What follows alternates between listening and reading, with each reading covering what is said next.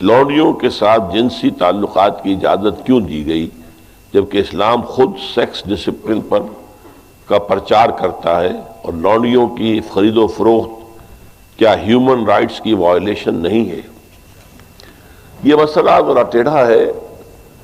ایک تو یہ کہ لونڈیوں کے تصور کو صاف کر لیجئے کہ اسلام میں صرف وہ لونڈی جائز ہے جو خالص اسلامی جہاد کے نتیجے میں پرزنرز آف وار کی حیثیت سے آپ کے پاس آئے۔ یہ نہیں ہے کہ کسی آزاد لڑکی کو، عورت کو پکڑا اور اسے زبردستی جو ہے وہ کہیں بیچ دیا اور وہ غلام ہو گئی، یا جیسے کہ امریکنوں نے کیا تھا کہ ہزاروں ویسٹ افریقن کنٹریز سے یہ حبشیوں کو پکڑا اور ان کو لے جا کے وہاں پر جو ہے منڈیوں میں بیچ دیا۔ یہ نہیں، یہ جائز، حرام، بالکل حرام۔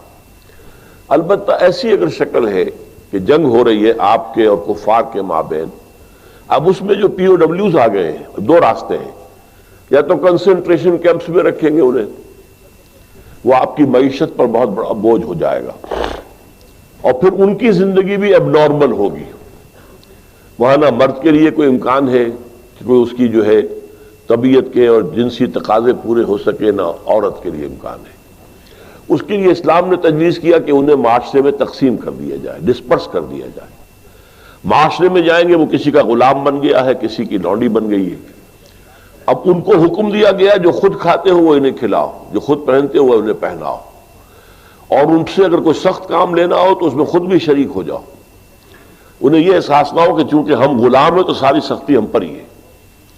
اور ان کے لیے بھی پھر یہ کہ نیکی کے کاموں کے اندر یہ ہے کہ ان کو آزاد کر دینا، یہ بڑی نیکی کا کام ہے۔ کوئی مرد کہتا ہے صاحب میں اتنے ہزار روپے آپ کو دے دوں گا محنت کر کے، کمائی کر کے، آپ مجھے آزاد کر دیں، اسے مکاتبت کہتے ہیں۔ یہ معاہدہ ہو سکتا ہے اور آپ کو اس کا معاہدہ قبول کرنا ہوگا۔ پھر وہ لونڈیاں جو ہے وہ پھر ان مالکوں کے تصرف میں آتی ہیں۔ وہ منکوحہ بیویاں نہیں ہیں، وہ دو کیٹیگریز علیحدہ ہیں جو ہم نے پڑھ لیا ہے سورہ معارج میں بھی اور سورہ مومنون میں بھی۔ والذین هم لفروجہم حافظون الا علی ازواجہم او ما ملکت ایمانہم۔ تو یہ دو کیٹیگریز علیحدہ ہیں، بیویاں ہیں، منکوحہ بیویاں، اور یا پھر جو تمہاری ملک یمین ہو، لونڈیاں ہوں۔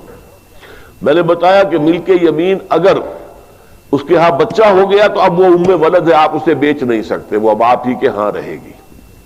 اور جہاں تک اس کے بچے کا تعلق ہے، وہ آپ کی منکوحہ بیوی سے جو بچہ ہوگا اس کے بالکل برابر ہوگا، اس کی کوئی بھی حیثیت جو ہے اس سے کمتر نہیں ہے۔ وہ بچہ آپ کا ہے، آپ کی لونڈی کا نہیں، آپ کا بچہ ہے۔ اسی طرح بچہ چاہے منکوحہ سے ہے تو وہ منکوحہ کا نہیں ہے، آپ کا ہے۔ یہاں تو ابن کے ساتھ بات چلتی ہے، بنت کے ساتھ نہیں چلتی۔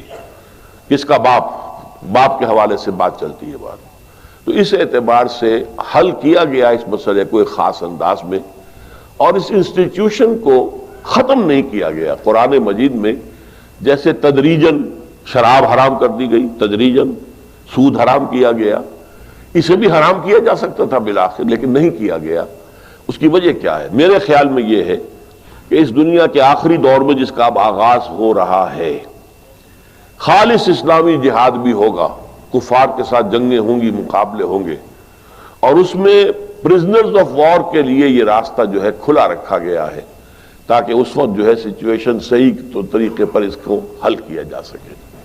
ھذا ما عندی والعلم عند اللہ۔ یہ بھی ہو سکتا ہے کہ کسی کی لونڈی، یا آپ ہی کی ایک لونڈی بھی ہے اور ایک غلام بھی، آپ ان دونوں کے اندر شادی کرا دیتے ہیں، اب وہ میاں بیوی ہو گئے، اور یہ کہ اب آپ پر حرام ہے وہ بیوی، وہ جو لونڈی ہے، آپ اس کے ساتھ کوئی جنسی تعلق نہیں رکھ سکتے۔ آپ نے اجازت دے دی تو گویا کہ اپنے حق سے آپ دستبردار ہو گئے، آپ نے غلام کے نکاح میں اسے دے دیا۔ اس میں البتہ یہ ہے کہ پھر ان کی اولاد جو ہوگی وہ غلام ہی ہوگی، باپ بھی غلام ہے، ماں بھی غلام ہے، تو ان کی اولاد غلام ہوگی۔ یہ انہی کی اولادیں ہیں کہ جو ہمارے معاشرے کے اندر آپ کو معلوم ہونا چاہیے کتنی بلندی تک پہنچی ہے۔ خاندان غلاماں جو ہندوستان میں اسلام کی پہلی حکومت قائم ہوئی ہے، کون تھے؟ قطب الدین ایبک غلام تھا، شمس الدین التتمش غلام تھا، غیاث الدین بلبن بہت زبردست حکمران تھا، روب و داغ والا، غلام تھا۔ یہ غلام خاندان تھا۔ خاندان غلامہ کے نام سے آپ نے ان کی تاریخ پڑھی ہے۔ اور اس وقت مصر میں بھی ممالک کی حکومت تھی. مملوک کہتے ہیں غلام کو، ملکیت ہوتا ہے وہ اپنے آقا کی. تو ممالک کی حکومت تھی بہت بڑی. تو ان کو، اور پھر ہمارے یہاں بڑے بڑے ائمہ ہیں غلام، کہ جن سے جو بڑے خلفاء ہوتے تھے ان کے بچے بھی ان سے تعلیم حاصل کرتے تھے تو ان کی جوتیاں سیدھی کرتے تھے، آپس میں لڑتے تھے. یہ مامون الرشید اور امین الرشید دو جو بیٹے تھے ہارون کے، وہ آپس میں لڑتے تھے کہ اپنے استاد کی جوتی میں سیدھی کروں گا، وہ کہتا میں سیدھی کروں گا، حالانکہ وہ غلام ہوتا تھا. تو یہ اسلام نے سٹیٹس دیا ہے انہیں، اور بہت ہی خوبصورت انداز میں اپنے معاشرے میں ابزارب کر دیا ہے.